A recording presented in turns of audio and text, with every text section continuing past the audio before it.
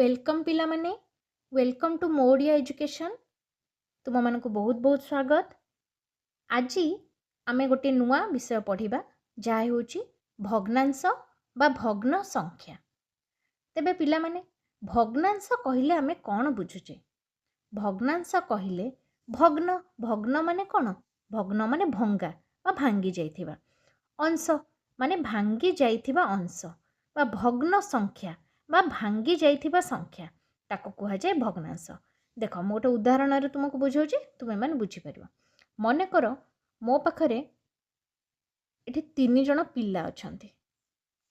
ठीक अछि 3 जण पिल्ला अछंती। एठी कोन हेछि ना मो पाखरे किंतु गोटिए चॉकलेट अछि। देखो पिल्ला माने धरो एठी मो पाखरे चॉकलेट अछि गोटिए। तेबे मो ए 3 जण पिल्लांकु चॉकलेटटा केमि देबे? गोटे चॉकलेट केमि देबी? ताको कोन करियाको पड़िबो? मते निश्चित भाव में भांगिबाको पड़िबो। तो ए चॉकलेट को मु कोन करिबी? भांगिबी बा को मु 3 भाग करिबी।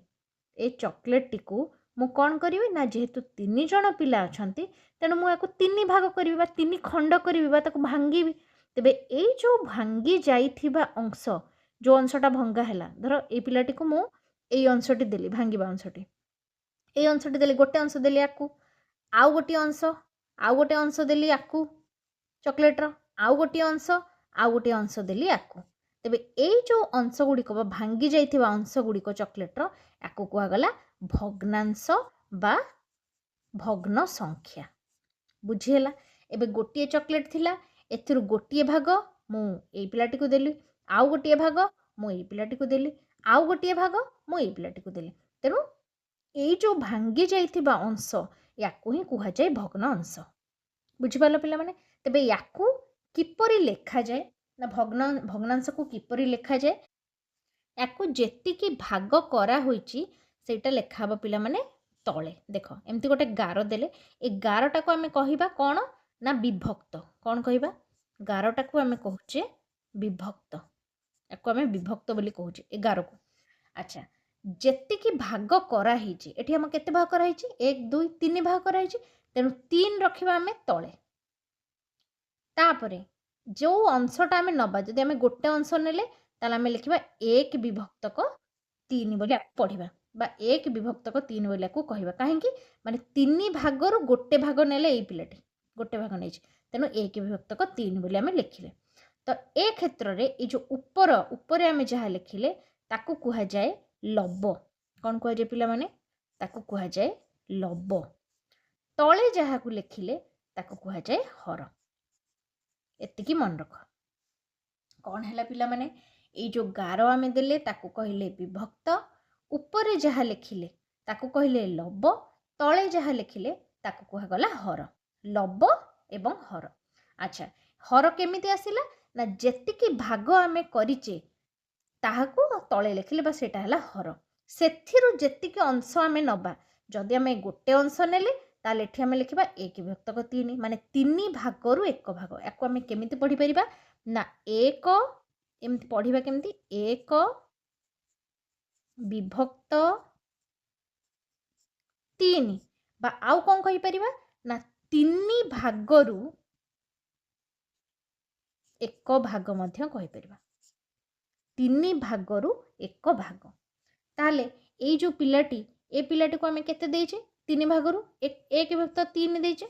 ए पिलाटी को मध्ये गोटे भाग देइचे 1 विभक्त 3 ये भी नेइचे। ए पिलाटी को मध्ये गोटे भाग देइचे ताले 1 विभक्त 3 ये मध्ये नेइचे। ताले 3 जण ये नेला 1 विभक्त 3 ये नेला 1 विभक्त 3 ये नेला 1 विभक्त 3 माने 3 भागरु ये गोटे भाग नेला 3 भागरु ये गोटे भाग नेला 3 भागरु ये गोटे भाग नेला। तेनु जदि ए तीनटा जाक आमे पूरा मिसई देबा ताले हे जिवो 3 विभक्तक 3 बा ए संपूर्ण चॉकलेट टी हे जिवो पूरा चॉकलेट टी हे जिवो। बुझी पालो पिला माने? तेबे चलो आगो बढ़िबा। देखो पिला माने मो एठी तीनोटी चित्र नेइची।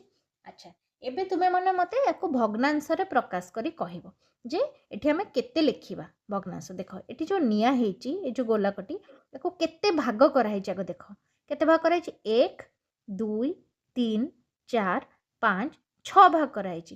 तने जदि 6 भाग करा हेची ताले 6 हमर रहिबो कोठी?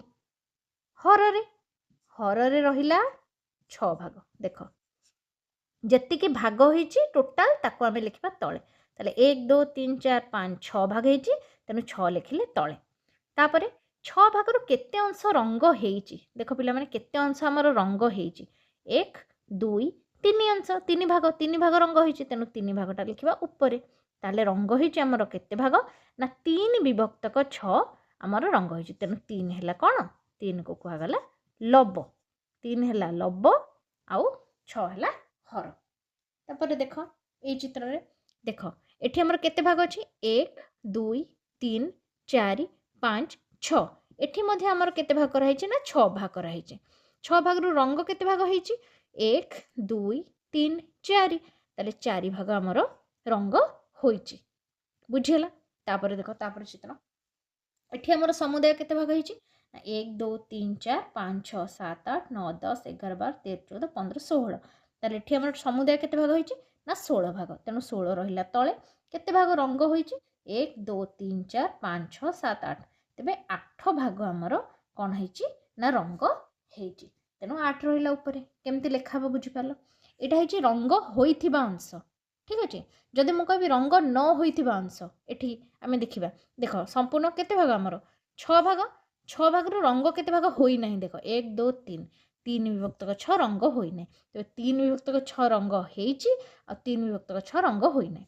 ସେମିତି ଏଠି ଦେଖିବା ଏଥିରୁ କେତେଟା ରଙ୍ଗ ହୋଇନାହିଁ, ତାହେଲେ କ'ଣ ଲେଖିବା ଆମେ, 6 ଭାଗ ସମୁଦାୟ ଅଛି 6 ଭାଗ, ରଙ୍ଗ କେତେଟା ହେଇନି 2 ଭାଗ, ତାହେଲେ ଏଠି ଆମେ ଲେଖିଲେ 2 ଭାଗ। ତେବେ ଏଇଟା କ'ଣ ରଙ୍ଗ ହୋଇନାହିଁ। ସେମିତି ଏଠି ଦେଖ 8 ବିଭକ୍ତ 16, ମାନେ 16ରୁ 8ଟା ରଙ୍ଗ ହେଇଛି, ତା ମାନେ କେତେ ରଙ୍ଗ ହୋଇନି, 8 ବିଭକ୍ତ 16 ରଙ୍ଗ ହୋଇନାହିଁ ହେଲା। ଏଗୁଡ଼ା ସବୁ ହେଲା କ'ଣ ରଙ୍ଗ ହୋଇନଥିବା ଅଂଶ,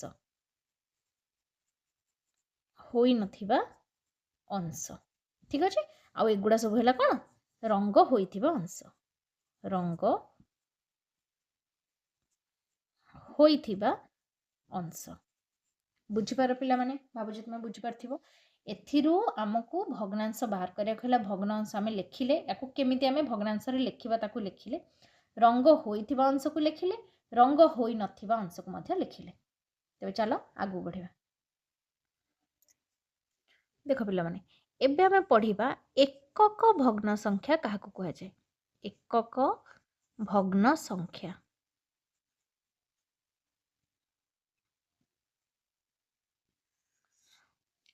ଦେଖ ପିଲାମାନେ, ଏକକ ଭଗ୍ନ ସଂଖ୍ୟା କାହାକୁ କୁହାଯାଏ ନା ଯେଉଁ ଭଗ୍ନ ସଂଖ୍ୟାର ଲବ ଗୁଡ଼ିକ 1 ରହିଥାଏ ତାକୁ କୁହାଯାଏ ଏକକ ଭଗ୍ନ ସଂଖ୍ୟା। ମନେକର 1 ବିଭକ୍ତକ 2, 1 ବିଭକ୍ତକ 3, 1 ବିଭକ୍ତକ 8, 1 ବିଭକ୍ତକ 5, ଏଗୁଡ଼ାକ ହେଲା ଏକକ ଭଗ୍ନ ସଂଖ୍ୟା। ଯେଉଁ ଭଗ୍ନ ସଂଖ୍ୟାର ମୁଁ ଲେଖିଦେଉଛି, ତାହେଲେ କ'ଣ ହେଲା ପିଲାମାନେ, ଯେଉଁ ଭଗ୍ନ ସଂଖ୍ୟାର ଲବରେ 1 ରହିଥାଏ ତାହାକୁ ଏକକ ଭଗ୍ନ ସଂଖ୍ୟା କୁହାଯାଏ। ଲବରେ 1 ରହିଥିବ, ଲବ ହେଲା ଆମର କୋଉଟା ଉପରଟା, ତେଣୁ ଉପରେ ଯେତେବେଳେ 1 ରହିଥିବ ତାକୁ ଆମେ କହିଲେ ଏକକ ଭଗ୍ନ ସଂଖ୍ୟା। ବୁଝିପାରିଲେ, ଏଠାରେ କିଛି ଡିଫିକଲ୍ଟ ନାହିଁ। ଆଚ୍ଛା ଚାଲ ତାପରେ ଯିବା। ଦେଖ ପିଲାମାନେ, ମୁଁ ଯଦି ତୁମକୁ କହିବି ଯେ 5 ବିଭକ୍ତକ 8କୁ ଏକକ ଭଗ୍ନାଂଶରେ ଲେଖ ବା ଏକକ ଭଗ୍ନାଂଶରେ ପରିଣତ କର, ତାହେଲେ 5 ବିଭକ୍ତକ 8କୁ ଏକକ ଭଗ୍ନାଂଶରେ ଲେଖିଲେ କ'ଣ ହେବ ନା ଉପରେ ଅଛି 5 ଲବ, ତେଣୁ କ'ଣ ଲେଖିବା, ତଳେ ଯାହା ଅଛି ସେ ରହିବ ପିଲାମାନେ। 8 ସବୁବେଳେ ସମାନ ରହିବ, 8 ଭାଗରୁ 5 ଭାଗ। ତାହେଲେ ଆମେ କେମିତି ନେବା, 8 ଭାଗରୁ 1 ଭାଗ ନେବା ପ୍ରଥମେ, ତାପରେ ମିଶ୍ରଣ କରିବା, ପୁଣି 8 ଭାଗରୁ 1 ଭାଗ ନେବା, ପୁଣି 8 ଭାଗରୁ 1 ଭାଗ ନେବା, ପୁଣି 8 ଭାଗରୁ 1 ଭାଗ ନେବା, ପୁଣି 8 ଭାଗରୁ 1 ଭାଗ ନେବା। ଦେଖ 1 2 3 4 5, ତାମାନେ 1 ବିଭକ୍ତକ 8 ଆମେ କେତେ ଥର ଲେଖିଲେ, 5 ଥର ମିଶେଇଲେ ଆମର 5 ବିଭକ୍ତକ 8 ହେଉଛି। ତେଣୁ 5 ବିଭକ୍ତ 8କୁ ଯଦି ଏକକ ଭଗ୍ନାଂଶରେ ପରିଣତ କରିବା ତାହେଲେ କେମିତି ଲେଖିବା ନା ଏଇଭଳି ଭାବରେ ଲେଖିବା, 1 ବିଭକ୍ତ 8 ପ୍ଲସ୍ 1 ବିଭକ୍ତ 8 ପ୍ଲସ୍ 1 ବିଭକ୍ତ 8 ପ୍ଲସ୍ 1 ବିଭକ୍ତ 8 ପ୍ଲସ୍ 1 ବିଭକ୍ତ 8, ଏଇଭଳିଆ ଲେଖାଯାଏ। ତାପରେ ଦେଖ ଆଉ ଗୋଟେ କହୁଛି ଉଦାହରଣ, ଧର ମନେକର 7 ବିଭକ୍ତକ 10 ଆମେ ଲେଖିବା, ଠିକ୍ ଅଛି।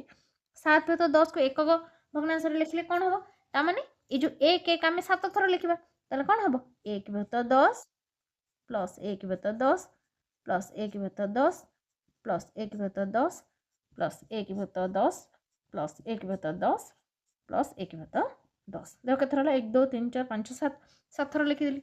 ତେଣୁ ଏକକ ଭଗ୍ନାଂଶରେ ଏଇଭଳି ଭାବରେ लेखा जाए। चलो आगु जा देख पिलामाने भग्नांश को आमे 3 प्रकार विभक्त करि परिबा। ठीक अछि देख गोटे हला प्रकृत भग्नांश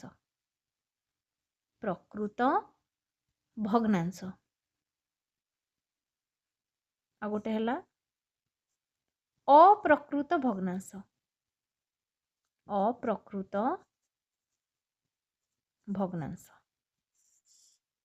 आ गोटे हला मिश्र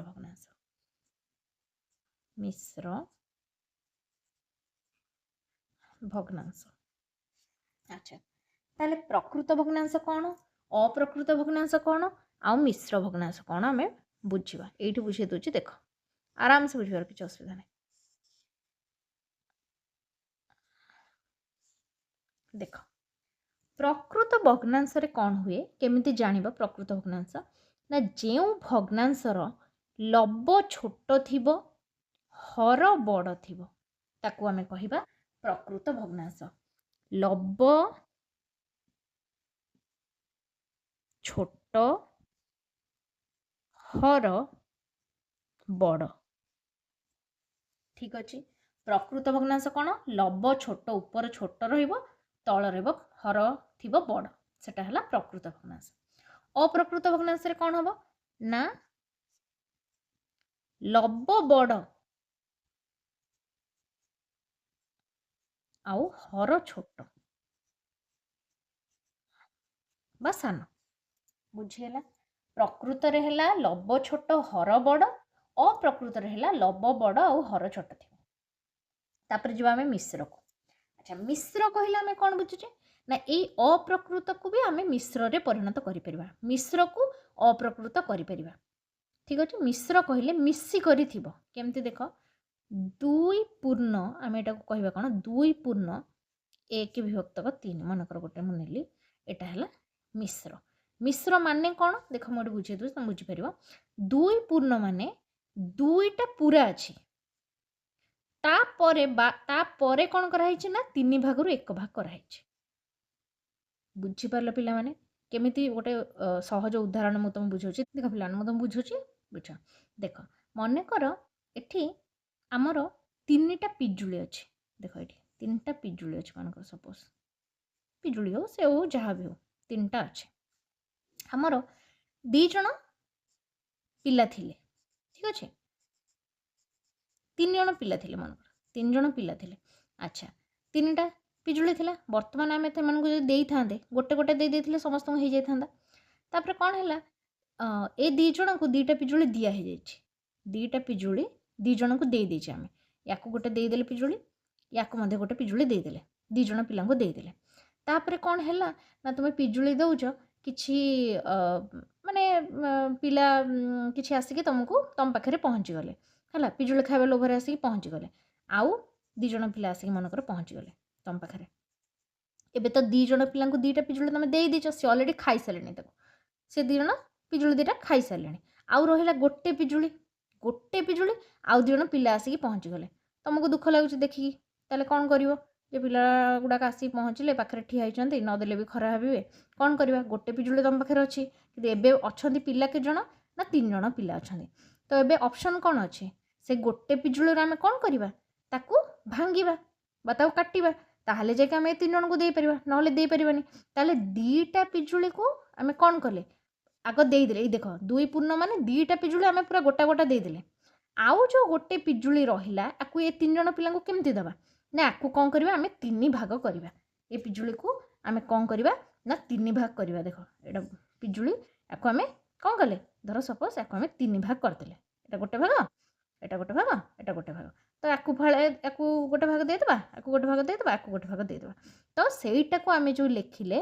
एठी लेखिले 1 + 3 काहे लेखिले 3 भाग गोटे गोटे भाग एमन को आमे देले आउ ए 2टा पिला पूरा खाई दिचन तो एटा पूर्ण सेति में एटा पूरा हे जाय जेटा तेणु याकु आमे कहले 2 पूर्ण 1 विभक्त 3 माने एटा भग्न संख्या अछि एटा पूरा हे जाय छि 2टा पूरा हे जाय छि ता परे आउ एटा को भंगा जाय छि। बुझि पारलो पिला माने 2टा पूरा संख्या हे जाय छि बा पूर्ण संख्या हे जाय छि तापरे आमे ए संख्याटाको भग्न संख्या बा आकु लिखिले सेतिपई एटाको आकु कुहा जाय मिश्र भग्नांश। एति बुझिता म आगु भलसे बुझि देबी। तापरे देखो नेक्स्ट को जिबा। ताले आमे पढिले कोन प्रकृत भग्नांश अप्रकृत भग्नांश मिश्र भग्नांश। देखो अप्रकृत भग्नांश जोटा आमे कोन कहली मु लब थिबो बड़ हर थिबो कोन छोट सेटा हला अप्रकृत भग्नांश। ए अप्रकृत भग्नांश को आमे केमिति मिश्र भग्नांश करिवे। मिश्र भग्नांश करिवार तार फॉर्मूला होची कोन ए जो लबरे जहा थिबो ताकू कोन करिवो हररे हरिबा। आमे लबरे जहा थिबो ताकू हररे कोन करिबा हरिबा। ताले पकेबा 2 दुगुणे 4 पड़ला 1 ओल्हेला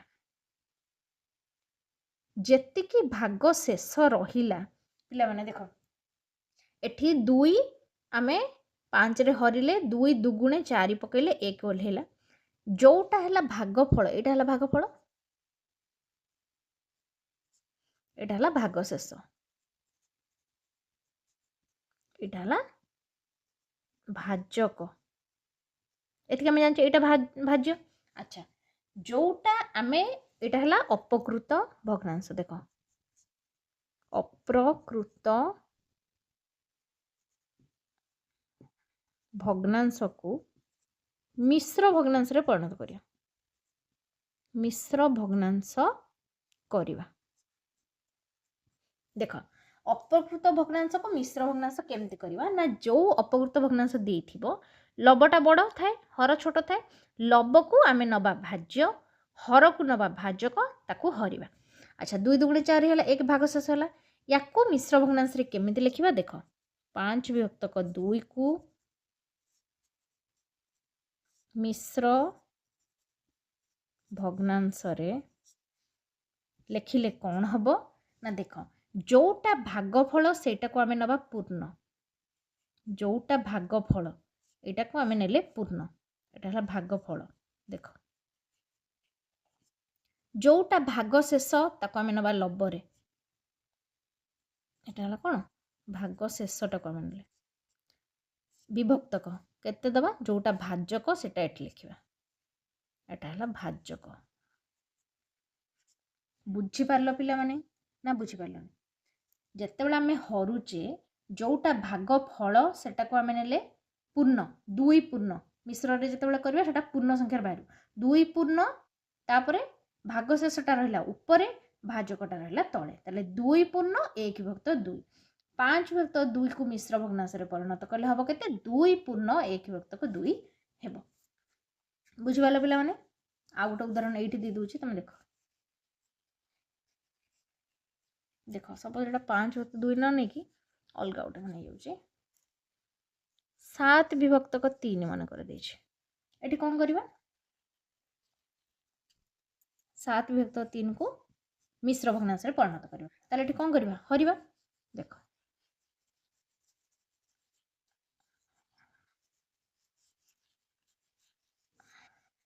देखो ताले 7 को आमे 3 रे हरिबा ताले कोन करबा 3 दुगुणे 6 पड़िला 1 ओल्हेला वर्तमान को आमे केमति लिखबा एठी जोटा भागफल रहिला सेटा हला पूर्ण संख्या 2 लिखिले भागशेष जा रहला ऊपर रखिबा जोटा भाजक सेटा तळे रखिबा ताले केते हला 2 पूर्ण 1 विभक्त को 3 2 पूर्ण 1 विभक्त 3 7 विभक्त 3 को जदि आमे मिश्र भग्नांश रे करबा ताले कोन हला 2 पूर्ण 1 विभक्त 3।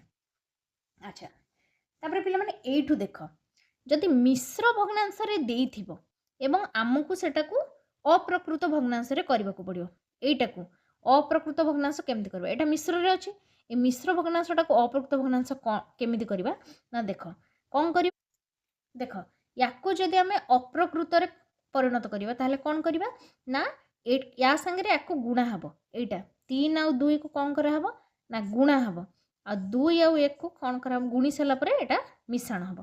देखो पिला मन केमिति करबो ना एटा कोन करा हबो 3 गुणन 2 मिश्रण 1 विभक्त क जहा अछि सेया 3 रहबो ताले केते हला एटा उत्तर 3 दुगुणे 6 मिश्रण 1 केते हला 7 विभक्त क 3 ताले जदि हमें 2 पूर्ण 1 विभक्त 3 को अप्रकृत भग्नांश परिणत करवा ताहले हम 7 विभक्तक 3।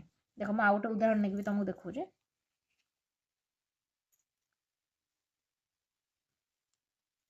देख पिलाने कौन देला 4 पूर्ण 2 विभक्तक 5 को अप्रकृत भग्नांश परिणत कर।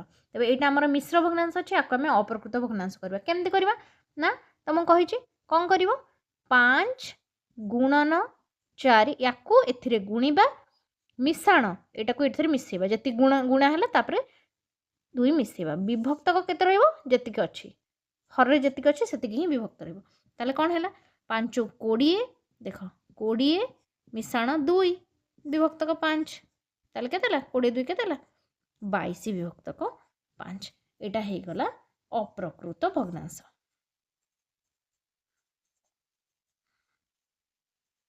ताले मिश्र भग्नांश को आम अपकृत भग्नांश केमती परिणत कले जानिल पिला माने। आउ अपकृत भग्नांश को मिश्र भग्नांश केमती करबो हरिदेव 22 को 5 रे हरिदेव जेमती कहली भागफलटा रहबो कोठी पूर्ण संख्या रहबो 2 पूर्ण बा 3 पूर्ण जति भागफल हैला भागशेष रहबो ऊपर भाजक रहबो तळे ए भली भाबरे करबो। तबे चलो आगो बढ़िया देख पिला माने एबे हमें कोन करबा देखिबा जे जो भग्न संख्या गुड़िक संख्या रेखारे केउ केउ ठारे रहिबो। देख एटा हला 0 हला 1 हला 2 3 4 5।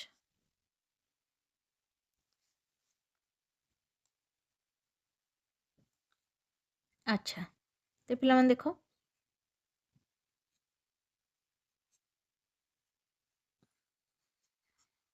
अच्छा यहाँ है गोटे संख्या रेखा तुमने जानते हो संख्या रेखा माने कौन गोटे रेखार आम संख्या गुड़ी को चिन्हित कले 0 1 2 3 4 5 तेज जो भग्न संख्या गुड़िक रही संख्या रेखार कौ कौ जगार रुहे से ही आम एबे पढ़ा। अच्छा आम पढ़िले कौन प्रकृत भग्न संख्या पढ़िले प्रकृत भग्न संख्या पढ़िले तापर पढ़िले अप्रकृत भग्न संख्या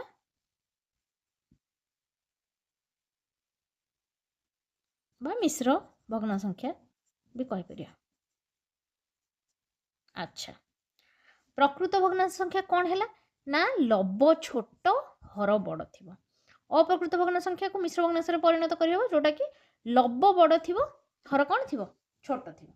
अच्छा एबे देख प्रकृत भग्न संख्या 2 विभक्त 5 हो पारे 3 विभक्त 7 हो पारे 4 विभक्त 9 हो पारे लब छोट थी हर बड़ थी गोटे जिनस पिला माने मन रखि था जे सबू जाक प्रकृत भग्न संख्या कहा कहा भितर रहिबो ना 0 आउ 1 भितर सबू जाक प्रकृत भग्न संख्या रहिबो एटा मन रखि था प्रकृत भग्न संख्या रहिबो कहा कहा भितर ना 0 आउ 1 भितर रहिबो सबू जाक प्रकृत भग्न संख्या रहिबो कहा कहा भितर ना 0 आउ 1 भितर रहिबो केमिति रहिला ना देख धर आम 0 आउ 1 रो अधा आम गोटे संख्या जितेबाला गोटे संख्या माने जिते भाग करवा से कौन गोटे गोटे जिनस को आम भाग कले से सब आम देख यटा को जब आम 5 भाग करवा ता भितर 2 भाग नेले ही हूँ आमर कौन 2 विभक्तक 5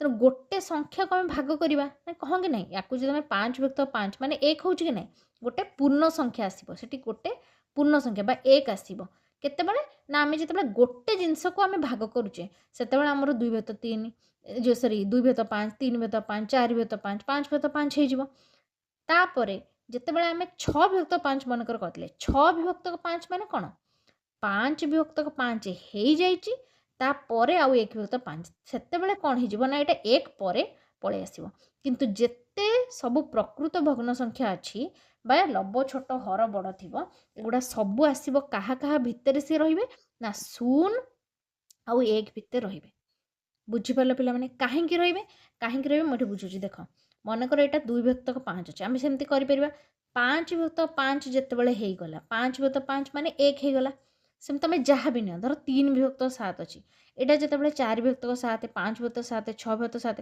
जिते 7 विभक्तक 7 होगला से 1 होगला କିନ୍ତୁ ତା ପୂର୍ବରୁ ଏଇଟା କାହା ଭିତରେ ରହିବ ୟା ଭିତରେ ହିଁ ରହିବ। ଯେତେବେଳେ ଏଇଟା ଅଧିକା ହେଇଯିବ ଏଇଟା ଯେତେବେଳେ ଅଧିକା ହେଇଯିବ ଯେତେବେଳେ 8 ବିଭକ୍ତ 7 ମନେକର ହେଇଗଲା ମାନେ 7 ଭାଗରୁ 8 ଭାଗ ହେଇଗଲା ତାମାନେ 7 ବିଭକ୍ତ 7 ହେଇକି ପୁଣି ଏପଟକୁ ଆସିବ ତେଣୁ ସେଇଟା 8 ବିଭକ୍ତ 7 ହେବ। ତାପରେ ସେଇଟା କ'ଣ ହେଇଗଲା ଏଇଟା ଅପ୍ରକୃତ ଭଗ୍ନାଂଶ ହେଇଯିବ। 1 ପରେ ଯେଉଁ ଭଗ୍ନାଂଶ ଗୁଡ଼ାକ ସବୁ ଆସିବ ସେଗୁଡ଼ା ହେଲା ଅପ୍ରକୃତ ଭଗ୍ନାଂଶ ପଳେଇ ଆସିବ ଆଉ 0 ଆଉ 1 ଭିତରେ ସବୁ ଯାକ ପ୍ରକୃତ ଭଗ୍ନ ସଂଖ୍ୟା ରହିବ। ଏତିକି ମନେ ରଖିଥାଅ। ଏବେ ଅପ୍ରକୃତ ଭଗ୍ନାଂଶ କେମିତି କରିବେ ସେଟା ମୁଁ ଦେଖାଉଛି। ଦେଖ ପିଲାମାନେ ଏବେ ଦେଖିବା ଆମେ ଅପକୃତ ଭଗ୍ନାଂଶକୁ କେମିତି ଆମେ ସଂଖ୍ୟା ରେଖାରେ ଦର୍ଶାଇବା।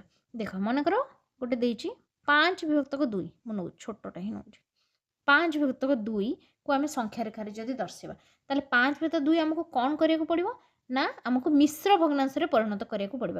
ଆକୁ ମିଶ୍ର ଭଗ୍ନାଂଶରେ କେମିତି କରିବା ତମକୁ କହିଛି ହରିବ କ'ଣ କରିବା ଏଠି ହରିବ 2 ଦୁଗୁଣେ 4 ହେଲା 1 ତାହେଲେ କେତେ ହେଲା 2 ପୂର୍ଣ୍ଣ 1 ବିଭକ୍ତକ 2 ହେଲା ଆମର ଏଠି 5 ବିଭକ୍ତ 2 କୁ ଯଦି ଆମେ ମିଶ୍ର ଭଗ୍ନାଂଶରେ ପରିଣତ କଲେ ତାହେଲେ ହେଲା କେତେ 2 ପୂର୍ଣ୍ଣ 1 ବିଭକ୍ତ 2।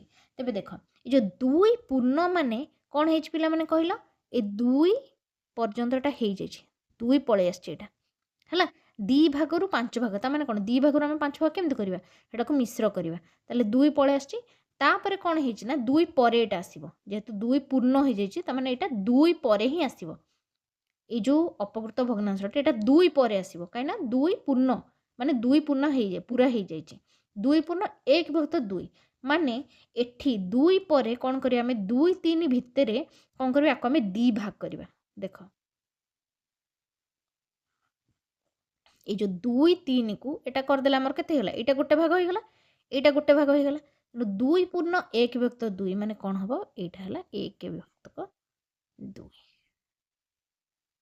ମାନେ 2 ପୂର୍ଣ୍ଣ 1 ବିଭକ୍ତକ 2 ତେବେ ଆସିବ କୋଉଠି ଆସିବ 5 ବିଭକ୍ତ 2ଟା କୋଉଠି ଆସିବ ଏଇଠି ତେଣୁ ଏଇଟା ହେଲା 5 ବିଭକ୍ତକ 2 ତା ମାନେ 2 ପୁରା ହେଇଯାଇଛି ତାପରେ ଆଉ ଅଧା ମାନେ 2 3 ର ଅଧା ଏଟା ହେଲା 5 ବିଭକ୍ତକ 2 ତେଣୁ ଏଠି ଆସିବ। ସେମିତି ଦେଖ ଆଉ ଗୋଟେ ଧର ଉଦାହରଣ ମୁଁ ନେଉଛି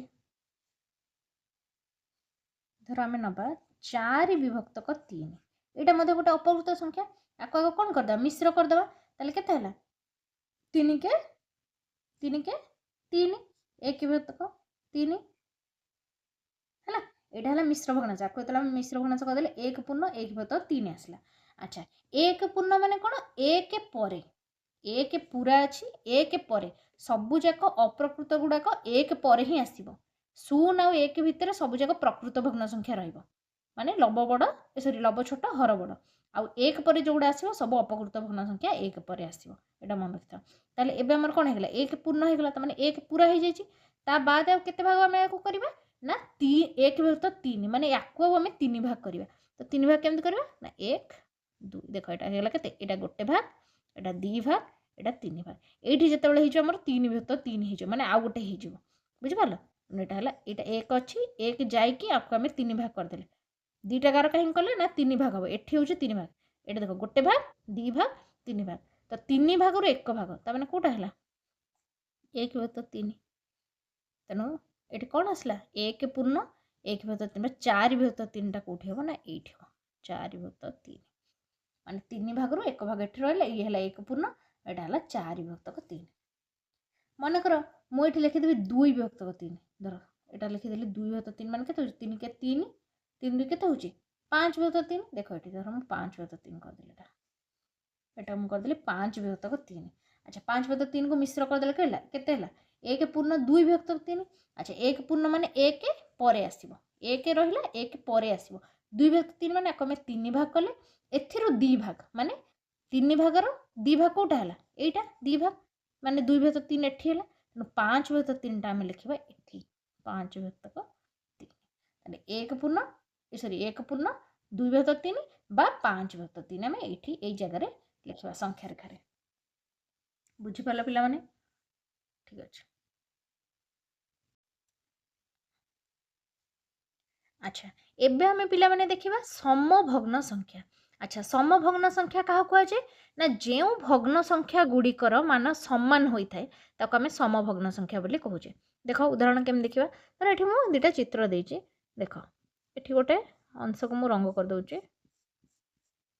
ଆଚ୍ଛା एठी गोटे अंश को रंग कर दूँ।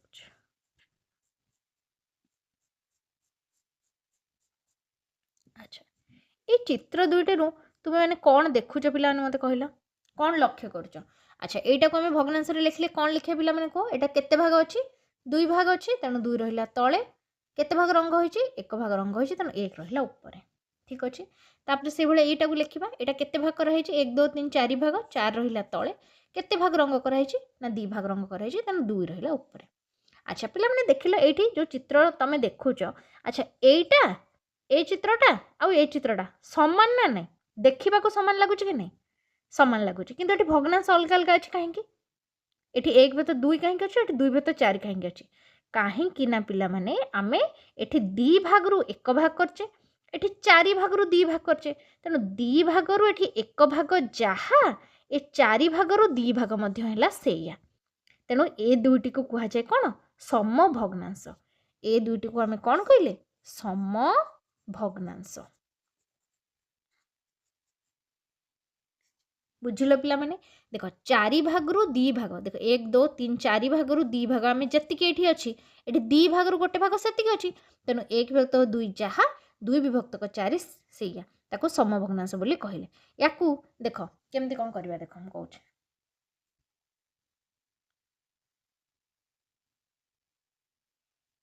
देख 2 विभक्त 4 को जब आम छोट करदे ताहले मनकर या कौन 2 रे हरिबा या भी आम 2 रे हरिबा लबरे हररे समान संख्या जदि आम हरण करवा तेबे सेटा तार समभग्नांश बाहर छोट छोट करवा आम 2 घरे 1 है या 2 रे हरले 2 है ताले यार समभग्नांश केते बाहरला 1 विभक्त 2 बाहरला जदि 1 विभक्त 2 रो समभग्नांश आम करवा ताले कौन कर परिबा या आम ऊपर जेतिकी गुणिबा तले सेति गुणिबा ताले 1 दुणे केते हला 2 हैला 2 दुणे केते हला 4 हैला ताले 1 विभक्त 2 रो समभग्नांश कि हबो ना 2 विभक्त 4 हैला गोटे आउ गोटे समभग्नांश जदि करबा कोन करबा ऊपर 3 गुणी दबा तले मध्ये कोन गुणी दबा 3 गुणी दबा ताले केते हला 1 3 हैला 3 2 3 हैला केते 6 एटा मध्ये गोटे हैला समभग्नांश कार 1 विभक्त 2 रो पुणी आउ गोटे जदि समभग्नांश देथिबो ताले एठी हमें 4 गुण दबा एठी 4 गुण दबा 1 चौ हैला 4 2 चौ हैला 8 एगुडा हैला समभग्नांश। सेमिति जदि बड़ संख्या देथिबो समभग्नांश बाहर करबो थिबो जदि हमें ताको हरिकी मध्ये बाहर करि परिबा 2 रे हरि परिबा एठी अलगा बड़ संख्या देथिबो ताको 3 रे 4 रे हरिकी मध्ये तार समभग्नांश संख्या बाहर करि परिबा मन कर एठी 3 विभक्त 6 अछि 3 विभक्त 6 को हम केमति करबा एठी देखो मन कर एठी अछि 3 विभक्त 6 यार समभग्नांश संख्या आम गुणिकी मध्ये बाहर करि परिबा हरिकी मध्ये बाहर करि परिबा देख एटा को जदि हमें हरिकी देबा 3 रे एटा को मध्ये हमें हरि देबा 3 रे ताले केते हला 1 विभक्त 2 हैला कि नहीं 1 विभक्त 2 तने 1 विभक्त 2 यार गोटे समभग्नांश संख्या हैला आकु आउ 3 विभक्त 6 को मध्ये हमें एथिरे जदि 2 गुणी देबा एथिरे भी 2 गुणी देबा ताले समभग्नांश संख्या बाहर जो 3 दुणे 6 6 दुणे 12 देख 6 12 रहिला काट दे 6 के 6 6 दुणे 12 काट देले 1 विभक्त 2 हैला कि नहीं तेणु ये भली भाव समभग्नांश संख्या निर्णय करा जाए। देख पे मु कहबी 2 विभक्त 3 रो 5टी सम भग्न संख्या लेख। अच्छा कहार देला 2 विभक्त 3 रो 5टी सम भग्न संख्या देला ताले हम कौन करि परिबा 2 विभक्त 3 को देख 5टा लिखिबा ठीक अछि से अनुसार मु कर दो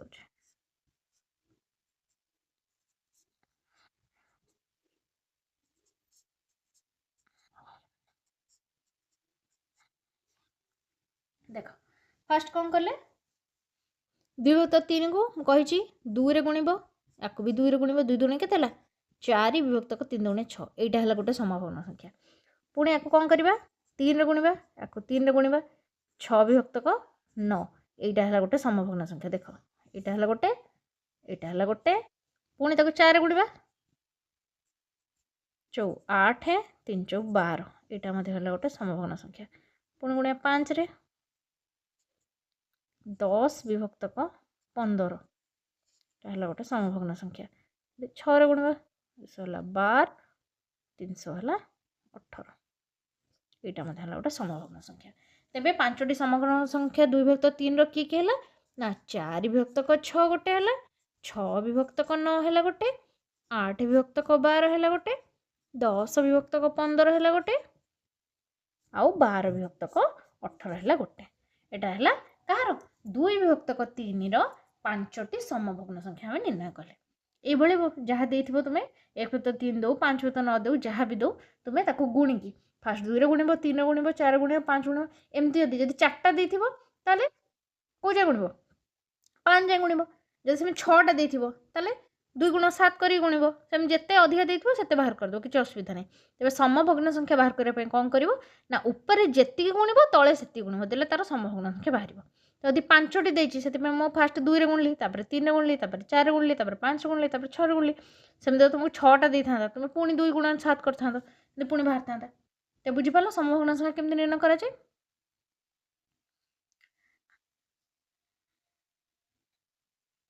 ତେବେ ପିଲାମାନେ ଆଶା କରୁଛି ତୁମକୁ ଭିଡ଼ିଓଟି ଭଲ ଲାଗିଥିବ।